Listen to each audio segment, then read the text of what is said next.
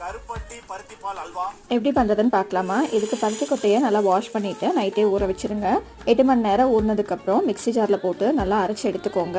இதை எடுத்து ஒரு வடிகட்டியில் போட்டு நல்லா பாலை தனியாக எக்ஸ்ட்ராக்ட் பண்ணி எடுத்துக்கோங்க. 2 கப் பருத்தி பால் எடுத்து வச்சுக்கலாம். இப்போ ஒரு பேனில் 1 டேபிள் ஸ்பூன் நெய் ஊற்றி அதில் முந்திரியை நல்லா வறுத்து எடுத்துக்கோங்க. அதே பேனில் நம்ம எடுத்து வச்சுருந்த பருத்தி பாலை ஊற்றி நல்லா மிக்ஸ் பண்ணிக்கோங்க. பருத்தி பால் கொஞ்சம் கெட்டியாகி வந்தோன்னா 1/2 கப் தேங்காய் பால் ஆட் பண்ணிக்கோங்க.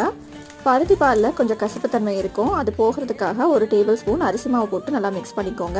இது கூட 1 கப் பொடிச்ச கருப்பட்டியும் சேர்த்துக்கலாம். 2 டேபிள் ஸ்பூன் நாட்டு சர்க்கரையும் போட்டிருக்கேன் கலருக்காக. இப்போ கொஞ்சமாக சால்ட் போட்டுக்கோங்க. எந்த ஸ்வீட்டாக இருந்தாலும் சால்ட் ஆட் பண்ணிங்கன்னா நல்லா ஸ்வீட்டை என்ஹான்ஸ் பண்ணி கொடுக்கும். ஹல்வா கொஞ்சம் கெட்டியாகி வந்தோன்னா நம்ம வறுத்து வச்சுருந்த முந்திரியை போட்டுக்கலாம். 2லேருந்து 3 டேபிள் ஸ்பூன் நெய் விட்டு நல்லா கிளறிட்டிங்கன்னா இந்த மாதிரி பேனில் ஒட்டாமல் வரும். சுருண்டு வந்ததுக்கப்புறம் அடுப்பு ஆஃப் பண்ணிடுங்க. இப்போ நம்மளோட கருப்பட்டி பருத்தி பால் ஹல்வா ரெடி ஆயிடுச்சு. நீங்களும் ட்ரை பண்ணி பாருங்கள். பை.